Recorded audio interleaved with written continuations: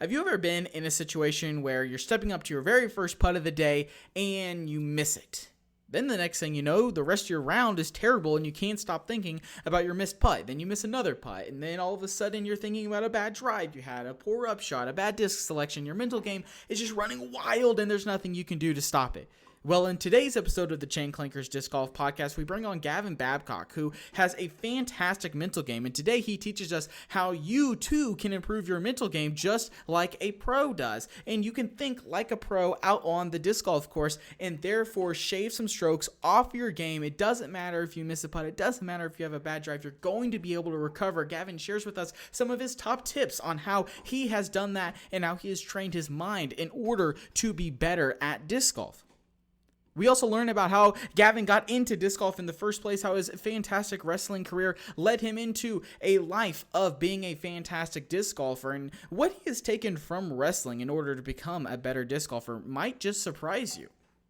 Make sure you stay tuned through the end of the episode so that way you hear what Gavin's number one tip he would give himself if he could go back to when he first started playing disc golf, the number one mistake he sees new players make, and so much more. Thank you guys so much for all your support on YouTube, Apple Podcasts, and Spotify. Thank you for all the subscriptions, all the ratings and reviews. We really do appreciate it. It helps us know what you guys want to see, and hey, it just helps us a little bit in the algorithm, which we definitely do appreciate. Check us out on Patreon, patreon.com/Chain Clankers. We've got a ton of good stuff going on over there. Links in the description below, as well as check out all of our fantastic sponsors. You support the Chain Clankers by supporting our sponsors. Without further ado, let's fix our mental games. Let's get better at disc golf. Let's get Gavin Babcock on the radio waves right now.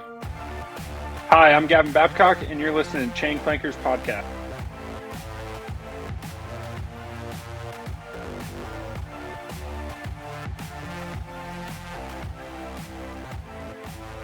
Alrighty, everyone, you saw him on lead card coverage. He's got a hot name right now in disc golf. Gavin, how are we doing tonight, man? Super excited to talk to you.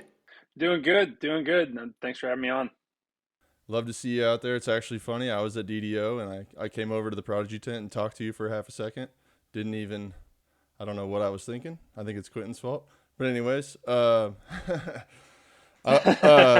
fact. I say half the people don't recognize me when I don't have that on.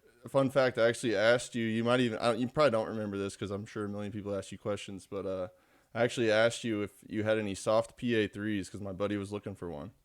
And if you remember that conversation, that was me. Oh, yeah. So. Yeah, I did a bad job of explaining that you were going to be our guest this week to Trent. Trent is kind of transitioning and taking over for Horatio in his role right now in the brand. So I did a little bit of a bad job explaining that before he went to DDO. I want him to enjoy the weekend with no stress and no pressure. So, but hey, let's talk a little bit about DDO first. Coming out there in the crazy winds. First off, let's start off. Where are you normally based out of, and how was the conditions different at the Dynamic Disc Open compared to what you're normally playing disc golf in? So I'm based out of Altoona, Iowa, kind of just a little suburb of Des Moines, Iowa compared to Kansas.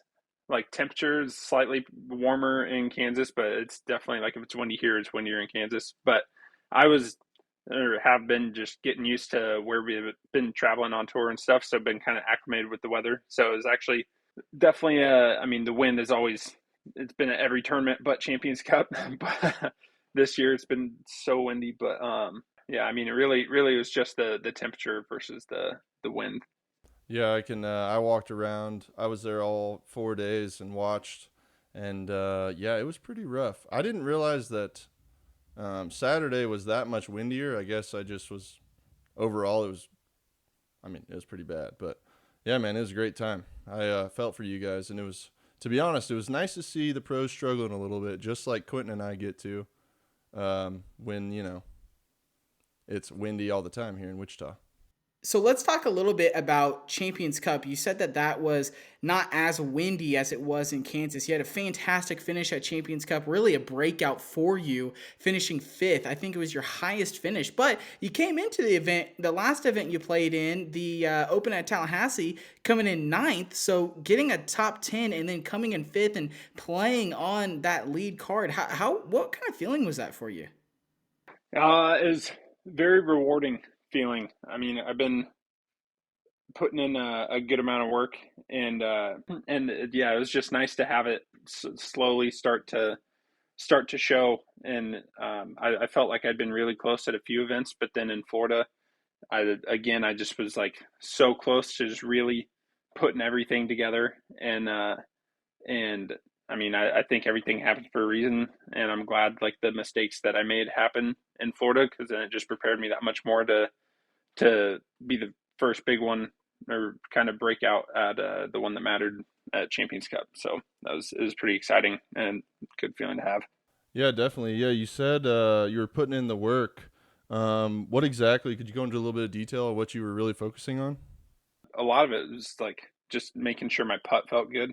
I switched my putt at Texas State's this year, like right before the tournament, and been trying to really find a rhythm with that. And I started feeling it a little bit at Open at Tallahassee in Florida, because Gannon Burr works with me on both like just backhand and putting. If I'm having any problems, I kind of switch to like his style of putt, where it's just very open body and just let the long arm swing. But yeah, we were just kind of talking stuff through, and kind of made a breakthrough with that.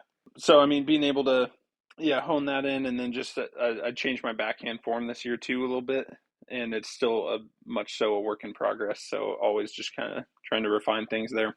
That's kind of interesting that you mentioned kind of refining and changing those things. Last week we had talked to Robbie C. Disc Golf. I don't know if you've heard of him or watched his YouTube channel at all, and he had kind of talked about how he played disc golf for 5-ish plus years before even really realizing you can change your form and change how you throw. And I want to ask you, how often are you tweaking your form? How often are you actually doing a field work session on the road, recording it, and then changing what you're doing? Like, how much time do you actually have to do those things? I don't know. I mean, no one's form is perfect, and so I mean, even if it's just a hey, record me like on this whole tee shot, and kind of double check, make things or like headed in the right direction and not digressing in progress. Or, yeah, in changes, and yeah, just being able to, I mean, always just try to spot. I know I don't throw the farthest in, or like the most accurate, but I can be. So I'm just working on little things to make it more consistent. And just yeah, I mean, if it's just looking at the target for a little bit longer, just extending that reach back, not reaching out quite as far, just little things. And yeah, same with the putting. Yeah, I too have been messing with my backhand form quite a bit over the last few months. Obviously, I don't have as high pressure big tournaments as you to play in. So my question kind of is just for me and for anyone listening that might be interested. When you are making these changes, what does that kind of look like for the week? Because obviously you're playing Thursday, Friday. Well, not always Thursday, but Friday, Saturday, Sunday. Now you got a little bit of a break. But if you're making these changes, are you doing that at the, like Monday morning? You taking Monday off? What does it usually look like? Are you kind of tweaking with that stuff? You notice something, man, my backhand was a little off. I kind of want to try this because you said Gannon. I saw Gannon doing this. I want to try this. Maybe he comes and works with you. How does it kind of look for even the pro level athletes to be making these adjustments? Like I would never try to fix something the day before a tournament. So like, I mean, and it depends on what I'm changing to, but if it is like a slightly uncomfortable change that like I need to make, I'll kind of work on it like Monday, Tuesday, Wednesday, and then I just won't think about it Thursday and just play, and then don't worry about it during the tournament, obviously, and just get back into just like kind of that focused mindset where you're not thinking about anything else. If anything, after the round, maybe if like, oh, I was pulling them a little, just like go work that out just to make sure you're like everything everything's still in line for the next day, but not actively working on stuff like the day before or during the tournament. Yeah, that makes sense, and you definitely don't want to be in a mid tournament trying to do something different with your form. Don't be that guy. I was that guy at one of my first tournaments. It was a 2-day tournament.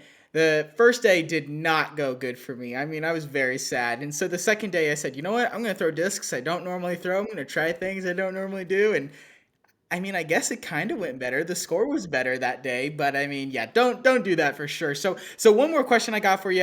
We're gonna start getting into your how you got into disc golf here in a sec, but I want to understand from your perspective, what was going through your mind when you found out you were going to be on lead card at the first major of the year in one of the most important rounds of the year? How are you feeling? Were you scared? Were you nervous? Were you thrilled? Were you like, I belong here? This is, yes, I've made it. Like, what were you feeling when you found that out?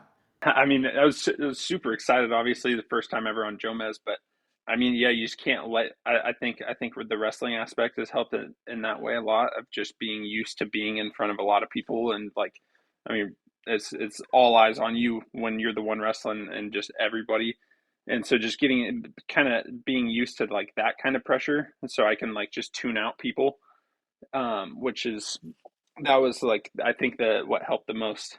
And then yeah, just choosing to be excited about it, not anxious and scared. And I mean I don't have to choose that. I just that's naturally what I was feeling. But just any like, oh, what if I did bad, whatever. I just kept any of those thoughts out of my head. Just kept feeding positive stuff. Like dude, this is like you can win this tournament. Like this is your chance. And just kind of pumping my head up full of just positive reinforcement. Heck yeah, that's what I got to do on the regular just to have a decent round around here, or actually just in general. But yeah, I just a comment, not really a question or anything. I played team sports and stuff my whole life, and so this has been really the only individual sport. So I could imagine the wrestling side of the mental game is can be very helpful because for me, I mean, I don't know about you, Quentin, but I struggle with, and I'm sure many people do struggle with keeping the negative thoughts out of my head just because I don't know. In team sports, you always have other people to lean on, right? Like a little bit. They can kind of pick up your slack. You obviously never want to be the guy bringing the team down, but I could only imagine how much individual or like even like especially wrestling mentality. I know quite a few wrestlers that has to be a nice help and a good thing to keep your mental game strong in these high pressure big moments. So that's awesome. Yeah, no, definitely mental game. I think is what I would pride myself most on in the disc golf game, rather than like a specific backhand or forehand or something. I honestly would say the mindset is the one advantage because if you compare my skills to or like a handful of people, like I mean they might beat me in that area more often, but I think and yeah, that's probably the strong suit. That's awesome. And there's definitely not a lot of people who are able to say those things. So that's really, really good. So, a lot of people listening to this podcast, if they haven't heard much about your story before, they're probably like, wrestling? What? I thought this dude played disc golf. So Gavin, how did you get into disc golf and what is this about wrestling? I guess I'll touch on the wrestling thing first. I wrestled for 15 years and was a part of a high school team that won a couple state championships. And senior year got second at state, and then went on to wrestle at just a little D3 school in Pella, Iowa. Yeah, so I wrestled for 15 years, and I kind of got into disc golf. Oh, when would it have been? I guess yeah, my junior year of high school, I think, or maybe no, so sorry, sophomore year. And anyway, it was a New Year's Eve party, and it was just a family friend suggested that we sign up for the PGA and play our first tournament in April. And so me and my brother did that, and it was like 40-mile-an-hour winds, and everyone was just struggling together. I remember taking like an eight on like hole 18. It's like 1,000 foot par five, and it was into like a ripping headwind the whole time, and I had like pros coming up like oh my gosh, you got an eight on 18, that's insane, whatever. Like I took a 12, and like it's everyone was suffering together just because it was so windy, and the community was so nice, and it made it very easy to just get hooked and keep coming back. Man, 40 mile ahead. What was our turn? We had a tournament like that at the beginning of this year, Quentin, and that was rough. I think I took like a eight on a. It's not nearly as impressive. I took an eight on like a 270-foot hole, so that was awesome. Hey, me too at Music City. Actually, though, I had like three putts hit cage and roll OB. It was so bad. Yeah, it was fun. But Oh so my gosh. started playing your sophomore year of high school, and then unless I don't know how to count months right, like 4 months later, you sign up for your first tournament. That is pretty quick. So were you feeling pretty good? What division did you play in your first tournament? Rec. I played all of, yeah, I actually think it might have been my, junior year of high school. Yeah, I said that wrong. But yeah, I played rec the whole first year, and then intermediate the next year, advanced the next year, and then open the following. So it was kind of a 1 year at a time progress, and my rating just kept making the jumps in the right direction to then like kind of be in that next division. So it worked out perfect. I really like that story for you because there's been so many guys and gals that we brought on the show before who are like, yeah, I played my first tournament in advance, realized it was too easy, so then I've been playing pro for the last 8 years. And it's like, that is so unrealistic. I just hope that I can get to advanced one day. So like that's really cool. So like what were those milestones or markers for you that are like, okay, yes, check, I did good enough. I'm gonna bump up a division this year. Well, again, like I kind of just paid attention to the rating, I mean, back then when you're an AM starting out, you really care about rating, and just wanting to keep seeing it, just a green arrow, and just keep getting points, but or higher rating. But yeah, the rating kept just like barely going up, and then I had an unsanctioned rec win, and then later that year at the end of rec, there was a huge unsanctioned tournament on a local golf course, and the lowest division that they had there was intermediate. So I played intermediate and won that, and I was like, oh, okay. And then so like rating went up or like stayed the same over the off season, and then just started playing intermediate. I was doing good, and then got second at an A tier at the Des Moines Challenge. And then by the end of the year, my rating was high enough to where I thought I could play advanced. And the first one of the year in advanced was an unsanctioned win, and so all my amateur wins were unsanctioned. And then by the end of the advanced, I think it was like 955 or something, or maybe I got up to 970 by the end of advanced. Yeah, and I hit 970, and I was like, okay, I'm gonna move up to open, just start playing stuff around here, and then yeah, I think it was 2 years till I got my first uh, open win just at a local C tier. Are you traveling full time? Are you or touring full time? Or okay. And when is this your first season doing that? Yeah, this is my first full year. So I graduated college last year in May, and then headed out to Portland, Oregon, and that was the first one last year, and then played everything from there on. But this is the like all these tournaments at the beginning of the year and through California will be my first time like playing them. Going to, let's say Portland, right? Going back to somewhere that you've already played before. And I can imagine, not only just being stressed of being on the road for the first time, that's probably got to be a lot first. And then to try and go play very competitive disc golf against the world's best competition, I can imagine that's a tough time. So are you almost looking forward to getting to that point of, hey, I played this tournament last year. I'm not the rookie on tour anymore. I've been here, I've done that. I can succeed. I've shown that I can have success. Are you almost looking forward to that point, or is it just kind of like, whatever, it's another tournament, I'm gonna go do my thing? Yeah, I mean it'll definitely be nice, but like I don't know, it almost is like it's nice because it just builds a foundation for next year. All these tournaments, so like okay, I got this at this tournament last year, like let's improve on that. And so it's like fun to just play these for the first time, like expectation free, and in like that sense. But it's going to be very nice the back half of the year. Definitely revisiting the courses I played on the last half of last year, and just like okay, like these are the problem holes. Like we obviously need a new game plan, and just like be able to correct off of mistakes from last year. When you do get to these events, and like you said, obviously you probably got some of the holes you're thinking about that you're calling problem holes. Does any come to mind, and kind of how did you attack it last year, and what is your game plan, or what do you think your game plan is going to be when you get to those tournaments this year? If you have any, if you don't have any, totally get it. But I don't know if I have any like specific examples off the top of my head. More so, just like tournaments that I wasn't happy like with how I finished last year, and like I don't know, even like last year I had a pretty deep. I don't know, I finished around like 27th at GMC, and at the time that was like my highest Elite Series um, finish, and I think I had a super good round going coming down the stretch on hole 16 at Fox Run. I tried to bite off too much, and like this year, like I would know that if I'm like really out of position, not to just force anything, pitch up to the mouth, and then just trust that you're going to get up and down from like 340 or whatever it is.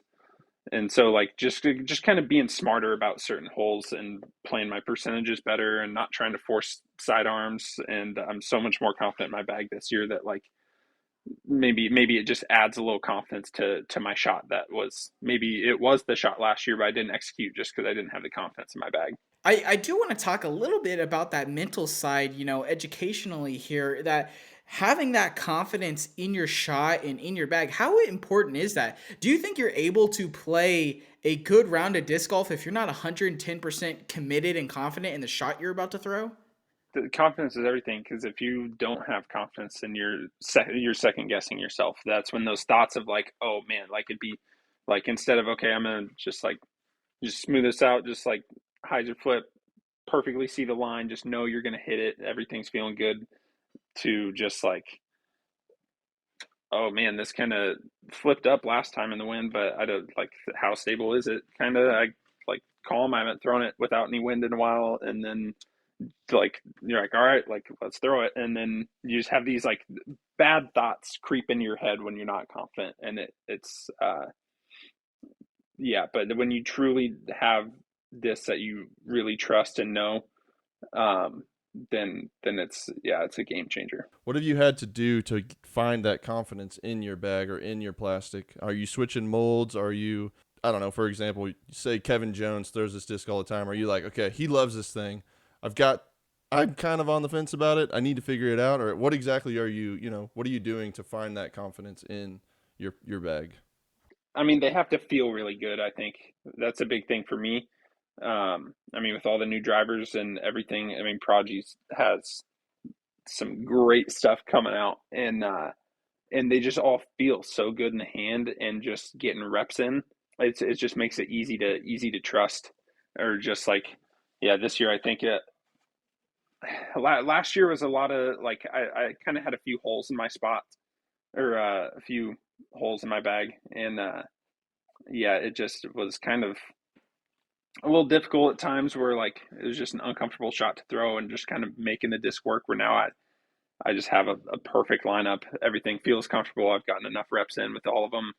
I know I've been here. Trenton, you've probably been here. Gavin, you might have been here. I don't know. But when you're in the middle of a round, let's say you cage a putt, roll OB, kind of like you were talking about earlier, or maybe you airball a putt, or you just shank it left, shank it right, whatever you just throw something awful, or you miss a putt you shouldn't miss, and your confidence takes a little bit of a hit. What do you do to get over that mental hurdle of being scared, being timid, not having that confidence anymore in your throw or in your putt? How do you get over that in order to go back to having confidence and being able to play the best that you can? I'm a big believer of just like, I mean, it's done and over with. There's nothing you can change about it. So like, why think about it? And but like, so anything bad, I just try to kick out of my head immediately. Just get. I mean, there's no point in even having it in there. And so you just kind of got to laugh at it, shake it off if something bad happens, and just forget about it, because you know what you're capable of, and you just have to like kind of David Goggins, Navy SEAL. He's motivational speaker, got a good book, but he calls it pulling from the cookie jar. And so you just put all these good memories to look back at, or important moments to kind of when you are feeling a little down, just pull from the cookie. Like, oh, remember when I like hit this putt? I remember when I was able to do this at this tournament, and like just kind of just pick those good memories and keep those stored away, so if you ever need to, you can look back to see what you have accomplished and kind of regain confidence quickly. Yeah, that's good stuff. I always try to go back to I when I practice, like sometimes my putt seems to be a little off, and I practice like 15 footers quite a bit just to hammer out my form. And when I have a bad, few holes of, I miss putts I shouldn't miss, or I'm releasing too early, so I'm hitting cage or whatever it might be, I try to tell myself, it doesn't always work. Quentin and I have the same issue every once in a while. It doesn't always work. I try to tell myself, though, it's like, you're in your garage putting, making 15, 20 footers. You do it all the time. Just do it right now. And so that's helped me a few times. So that's a great. I don't know that I've heard of the cookie jar reference, but that's a pretty good one. Yeah, yeah, I like that a lot. It's helped me quite a bit to just keep an arsenal that's useful to just pull from. Have you ever had any troubles with like getting too worked up, too emotional, too angry, I guess, out on the course when something happens? Like I know when I very first started playing, I literally had to write on my mini calm down because I was so disappointed and so mad at myself so often because, new at the game, probably not that good, and you do something silly, and so I would just get frustrated about it. I think I've come a long ways, and now I don't get as mad or as angry anymore. One of the tournaments I played recently, I just had some nasty spit outs. And definitely a year or two ago, I would have been throwing a fit, but instead just brushed it off. Do you have any tips or advice for if you're feeling emotional, if you're feeling overwhelmed, angry, anything like that on the course? Do you have any advice for how you can kind of get over that other than maybe the cookie jar, or is that the answer to that? I think a lot of it is to prevent it, because I used to be. I mean, I think everyone at some point gets like that, um, but then when I played with people like that, I was like, I don't want to be one of those people that gets angry or upset or throws fits. So I just like kind of laugh at it now. But yeah, I mean, you just have to think of everything in like a super positive, like, oh, like this happened for a reason. Like, okay, good. Like maybe I wasn't meant to like get the birdie and be first on the box, because now maybe you're like you can go on this birdie run, or like, and so you just kind of have to flip things to like you can always find a positive, like something positive out of the situation, and kind of trick your brain. And I think breath control too, just taking the occasional like deep breath, letting it out, just close your eyes for a second. um yeah, and then also at the beginning, at like my first putt, I like place my mini down and just tell myself to relax and have fun, and then throw the first putt, and that's kind of like the send off of just a last second reminder. Very nice. Yeah, I struggle. It's great advice. I struggle. I always have a little jitters and stuff on the first putt, and generally, if the first putt goes in, I'm still working on my mental side. But if the first putt goes in, I have a pretty good round. If the first putt is a pretty bad miss, I seem to beat myself up longer than I should. So that's great. But just because it's the most recent tournament, and it was obviously a struggle for everybody out there, um, what were your key takeaways from your performance at DDO, and kind of like what was the positives that you found in that tough environment, in that tough situation, and playing with the card mates and the people that you did play with? I think this weekend for me was just not giving up, because I mean it's like I not a huge. I mean the courses aren't bad. I just don't really have a whole lot of fun at them. I don't find like just wide open golf to be super fun, and on top of windy to where you're throwing distance driver almost every hole. And um, so I mean I think this weekend for me was just battling, and like never quitting, and just I mean genuinely giving every shot my all, and not just like, oh, this sucks, or oh, like I shouldn't have got that roll away, and just kind of stepping up and firing a putt and then you miss the putt. Like just stick into my routine, and just trying to grind out this weekend. Um, and I knew right after I was going to be able to go home for a week and take a week off, which I haven't had since beginning of February. And so um, I just like trying to ignore the fact of like heading home and just trying to stay focused on the Yeah, tournament. that definitely has to feel good. And I heard a little bit on the live coverage. I want to say it was round two. It just seemed as though the card was dragging a little bit. The intensity wasn't necessarily there. The excitement, all that kind of stuff, wasn't necessarily there. At least according to the commentators live. Have you been in situations, maybe even this last weekend, where the card's vibe is just not good, the energy is down, and if that's the case, how do you not let that affect you? You know, I feel as though people are definitely very. I don't know the best way to put this, but you know how somebody else's almost feeling or the vibes and energy that they're giving off, especially in a group, can almost kind of overcome the individual's vibes or energy. Like, do you kind of get what I'm trying to say here? Like, did you experience any like negative cards while in Kansas this weekend? Not in Kansas. I mean, the feature card first round, like that's always gonna. I mean, Mason Ford's the nicest guy ever. I mean, Ricky's nice. Chris is super nice, but just quiet. But like, I mean, I talked to Mason the most out of the others because the others kind of genuinely keep to themselves. But yeah, I mean, no one on the card is super talkative. I think still it does feel like that. Like I know it's not like a lead card, but it still has those kind of like lead card vibes to it. And so it was a little more serious that day. But then next two days were great. I played with like Zach Melton, Dylan Horst, and Corey Ellis day two, and that was a super fun card. Zach's always a blast to play with. And then I played with Zach last day as well as it was Zach, myself, and Kevin Kiefer, and that was honestly one of the more fun rounds just because I mean we were hitting middle of the fairway, get up, roll 130 feet, and like and we were all just struggling together, but they're great people and like keep good mindsets about things as well. And so it was funny to just like laugh at things that were out of our control and fun group to play with. Yeah, well, hey, if you don't mind, we actually did get some fan questions for this episode. I'd love to kind of transition into that, and one of them actually comes from one of our good friends of the show, Zach Melton, wrote in, and he asks you, why is Zach Melton your favorite player, Gavin? Oh, because this reason right here, he's freaking hilarious. Oh my gosh, he's unreal, and he has a way he has a way of being like I mean, he's probably the one guy that's on everyone's good side just because he can joke with everyone and knows how to joke with everyone in their own respected ways. And he's freaking hilarious and is just always a fun person to talk to and play with. And with my forehand, I love when he throws a backhand line or something or a backhand line, and I'm like, ooh, I think I can do that. And it's like kind of a nice forehand line reader.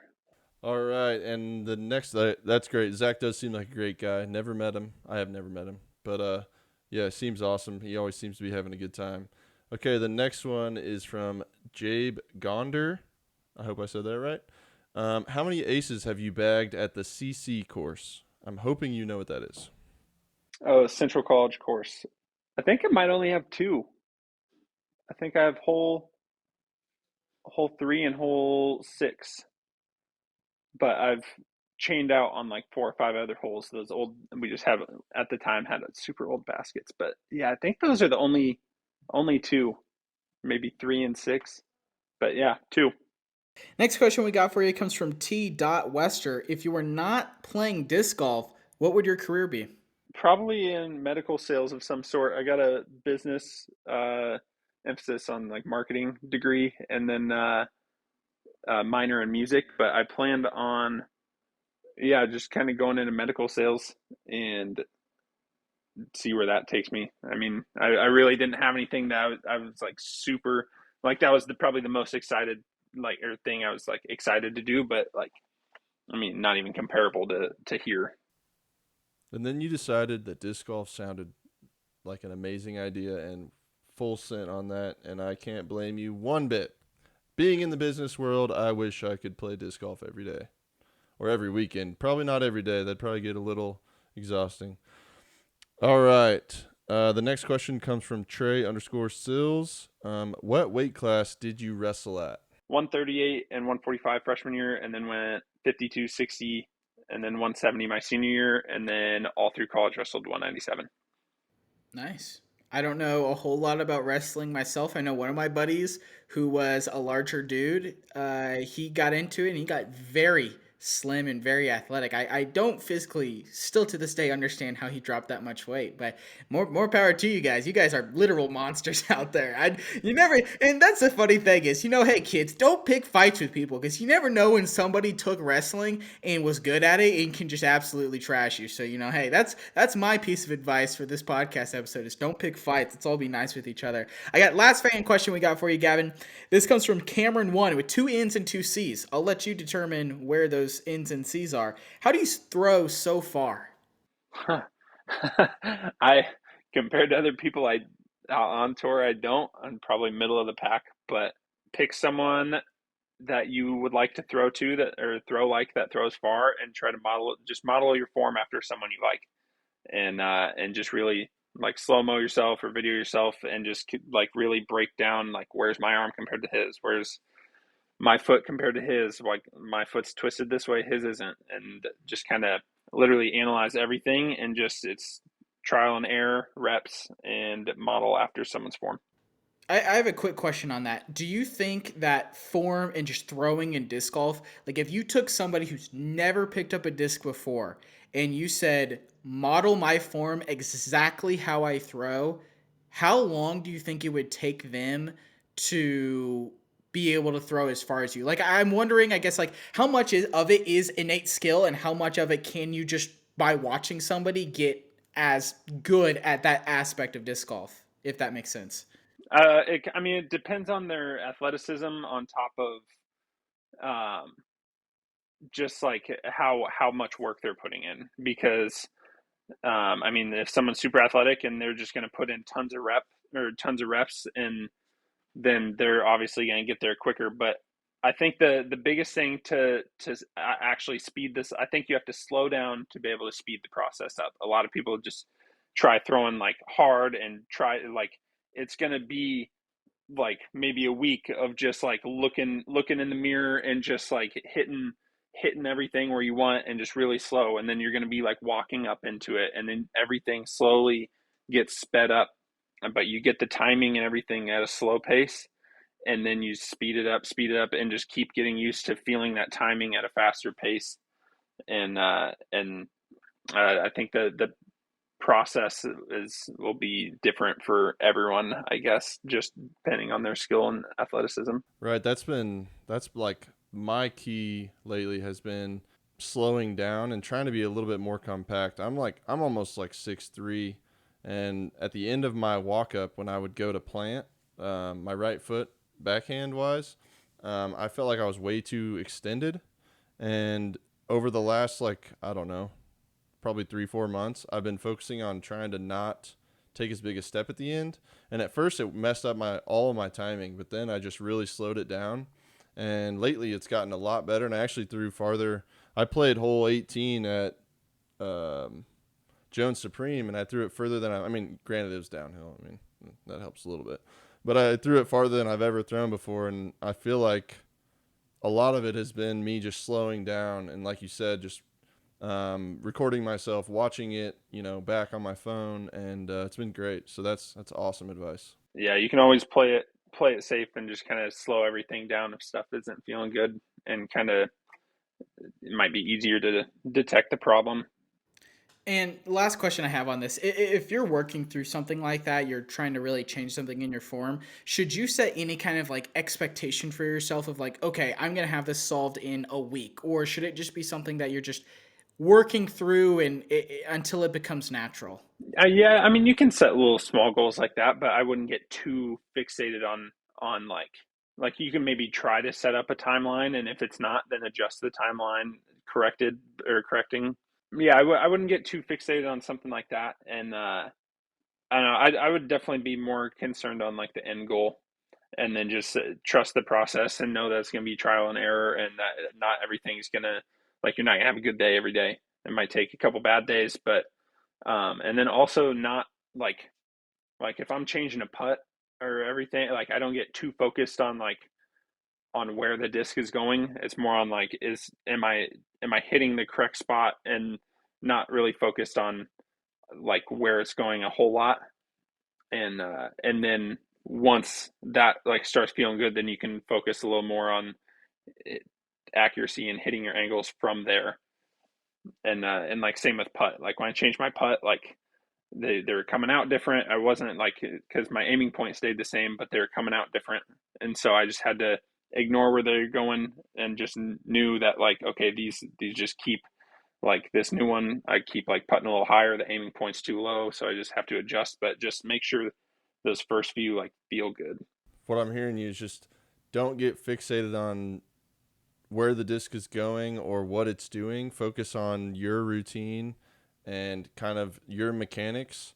And as you start to feel more and more comfortable in doing what your end goal is, the disc and what you're trying to do will just kind of come with it as you continue to work on it and refine and get the same timing and motion down. That's essentially that's the gist of it, right?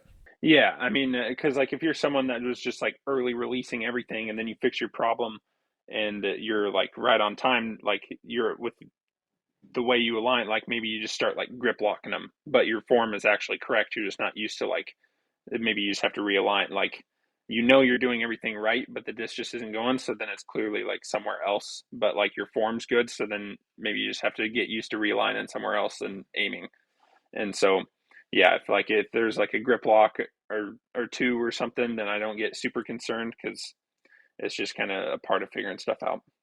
Awesome. I love this, guys. I feel like a lot of people are going to be able to take some value out of that and hopefully be able to improve their game a little bit. So, one more question I have before we get to the hot take is I don't know how much time you spent with Thomas Gilbert this last tournament at DDO or saw his caddy, Cody, deal at all. He's a pretty buff fella as well, just like yourself. So, I got to ask, who's more yoked? Is it you or Cody? Oh, that dude's huge. I'll never claim to be the biggest or the strongest, but yeah, I mean that guy's I ginormous. feel like if you two, I would love to see you two play a practice round together. Put that on YouTube. I feel like there's some awesome. You're a marketing guy. I feel like you guys could do some sick marketing with that. We can figure something out. Maybe get Ezra in there or There you something go. too. Exactly. The Buff Bros or whatever you guys want to call it. I don't know. I'm just spitballing here. But hey, this has been a fantastic conversation. Let's get into the hot take. Gavin, what do you got for us? Men and women don't always need to play at the same course on the same day. I think if there's two courses that it should maybe start to be a little more like flip flopped or I know it would suck for some people because they travel with their significant others, but I mean, I don't. It would be tough for that and like a big change for those, but I don't think there's too many of those situations out there, and it would just allow for more people in FPO and more people in MPO, and just make the fields bigger, purses bigger, and yeah, and just kind of get more action. Yeah, that's an interesting take. So I'm gonna. It's fresh in my mind, so I keep bringing it up. So a good example would be have the you would have the FPO start at Supreme and the men play or the MPO play Country Club like a DDO, and the tee times would be everyone instead of having someone's tee off at 7 in the morning, you could push them back to maybe 9:30 or 10, depending on how many people were there. But you could still tee off every 15 minutes. Yeah, and I don't always think it. I mean, I think a lot of them kind of just like playing in the morning and then like having the afternoon to relax. But like, I don't think someone should always have to play like in the morning or always have to play in the afternoon. Like it should, everyone should get a chance to do everything. So even we were talking to someone else about like that kind of factor and doing where like in golf where the last card on the set or like if they tee off last like this day next day they tee off first and like how it gets like flip-flopped and so like cards stay the same for 2 days and everyone just flip-flops opposite times and then day three is the shuffling of cards. Wow, I guess I've never realized that in ball golf before, but I actually really kind of like that idea because let's say let's say in the morning it's raining, kind of like how it was for the women at Champions Cup, where it was just absolutely downpouring. I think that was like day 3 or something like that. But then by the time the men got out there, or even later on in the cards for the women, it stopped raining by like hole 8 or something like that. And wind, or even in the summer, once it kind of gets dewy outside, like I can get on board for that. And I also think that Elite Series events at this point need to be 4 rounds and have a cut after at least the third day. Because then I think it allows for so much more of that. You can have the 2 days of everyone's on the exact same card, and it would give an opportunity for more people to be on lead card, Jomez card, those kinds of things. And man, I really like that. That's an awesome take. Yeah, I like that one too. I think let's put our Chain Clankers power and send it right to the top. Yeah, okay. Let me talk to those in charge, and they'll probably show me the door.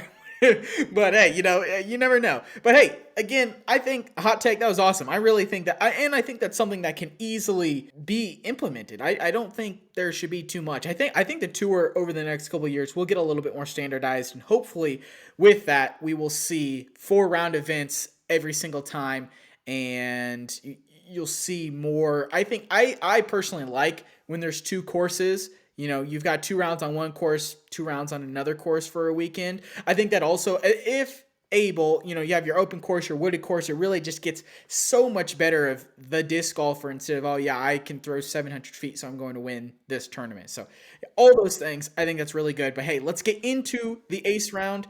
If you're new to the podcast, the ace round is the same 5 questions that we ask all of our guests. That way we can kind of learn a little bit more about them, as well as get some awesome recommendations and tips here. So Trent, why don't you kick us off? What is the first question we got for Gavin? Yeah, so you are taking a beginner to get their first set of 3 discs.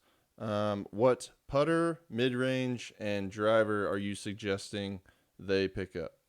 Assuming they throw right hand, backhand, I would suggest them to get a PA3, super popular putter, just whatever plastic that feels most comfortable to them. And then I would have them probably get an M4, just a very workable point and shoot type disc. And then for driver, like kind of go like, is it like fairway driver, kind of just like the 7 to 9 speed? Probably, yeah, but whatever you would Your suggest. choice. Yep. Okay, yeah, we'll go. Yeah, okay, that's fair. I'll go F5 because again, just very workable disc, help you learn your angles, just kind of point and shoot, and very usable, especially at a beginner level. Yeah, those are really good.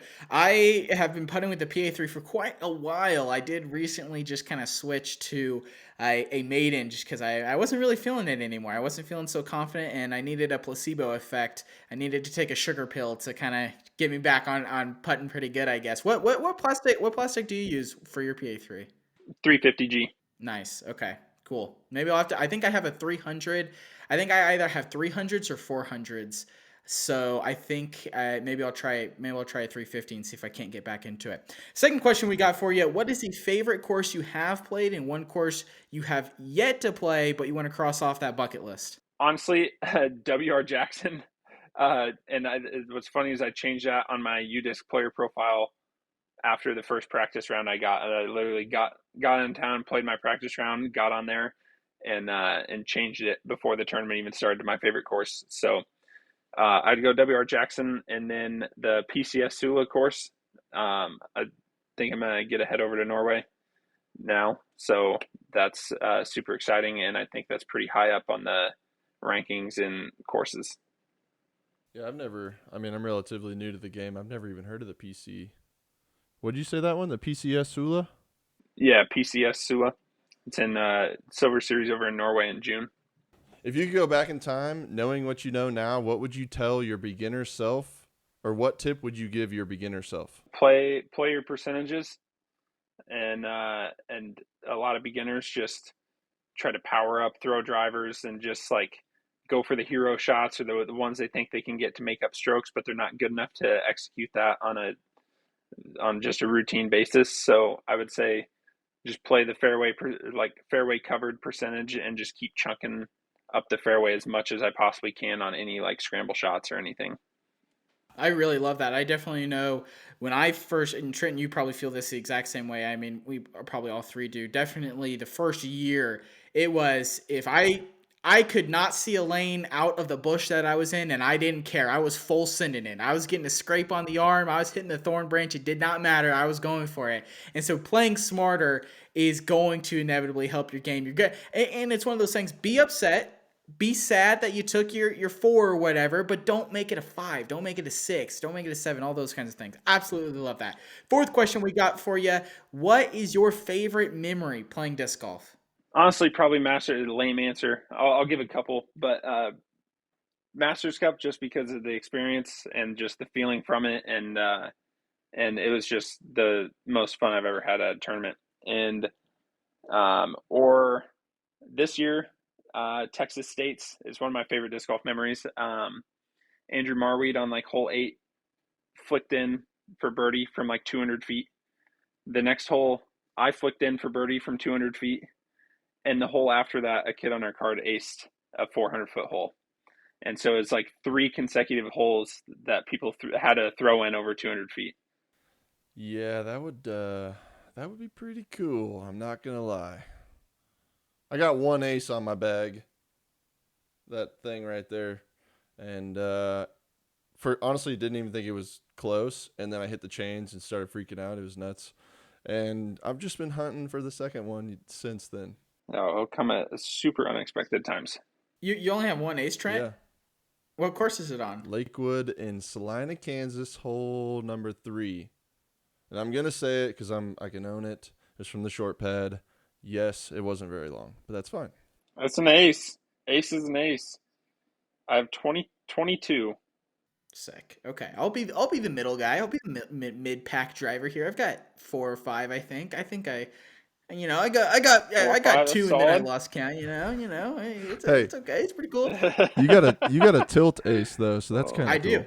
I do have a tilt ace. It was pretty cool. It was a throw. I mean, literally, I don't know if you've ever thrown a tilt before, but I mean, I literally had to throw it on the most just choppy Anheuser forehand there ever was, and it was going and it was kind of tracking, and I took my buddy who has played with me a little bit over the last couple year since he's kind of moved into town, he's never seen one before, and so like it kind of looked like it was tracking and then just barely nicked the tree because the basket is right under this big guardian tree, and you have to cross like 100 feet of water. No, definitely not 100 feet of water, like 50 There's a feet pond if in there. that. There's a pond. I'm a hyperbolize. There's a pond. And yeah, dude, it literally just barely nicked the tree, but then it went in. So we were both like, oh, is it gonna do it to it's not gonna do it to it did do it. Oh my gosh. Yeah, it was pretty cool. It was definitely the one of the most fun aces I've ever had. Oh man. Okay. Sorry for interrupting, guys. Trent, go ahead with the last question. And all right, so the final question is, what is the biggest mistake you see new players make? Disc selection, I would say, is probably the number one of just not knowing what to throw in the wind, thinking they can get a mid range there, just to, like how they throw, like what disc they throw into the green, kind of just a lot of disc selection in like all areas of the game, kind of, and just like what to throw, what speed, how the wind's going to affect it, and a lot of the time, if they just selected a better disc, it's not that they necessarily threw it wrong. It's just that it was a bad disc selection, and uh, and a lot of times people can think that the problem is like their form because you're new and you wouldn't think that you chose the right disc. You're like, what? That should have done that. But like from someone that has like a little, or just people that have more knowledge, just outsiders, like, oh, why do you throw that? Yeah, that makes sense. That's definitely one that can trip up a lot of people, and that can literally be the difference between getting your birdie and putting for double bogey or something like that. But hey, Gavin, man, this was so much fun. Loved getting to connect with you. Loved learning a little bit about your background and just how you've become a really good player, and hopefully, and I know it's going to happen, a even better player out on tour for many years to come. Where can people follow you on Instagram, connect with you, learn more about your story? Where can people do that at? You can find me on Facebook, just my name, and then Instagram at Gavin Babcock 7. and in my bio has all my sponsors and a link tree to any other social medias or anything you could possibly be looking for. I actually have one more question I forgot. My buddy's a big Prodigy fan, and he asked me to ask you what your favorite mid-range was and what plastic type. Favorite mid-range and what plastic type? Probably 400 M4. Yeah, I would say 400 M4 because you can find flippy ones, stable ones, and even like the 400 Spectrum. Just all of it. There's just so many different good varieties. Awesome. Well, hey, there we go. Thanks again, Gavin, for coming on the podcast today. If you guys have enjoyed this episode, if you've enjoyed our conversation with Gavin, make sure you leave a like rating if you're watching on YouTube, if you're watching on Spotify, or if you're listening on Apple Podcasts, drop a 5-star rating and review. We'd love to hear from you guys over there. Make sure you follow Gavin on all of his socials and continue to follow his journey. We've got new podcasts dropping every Monday, new YouTube videos every Wednesday. We'll see you guys next week.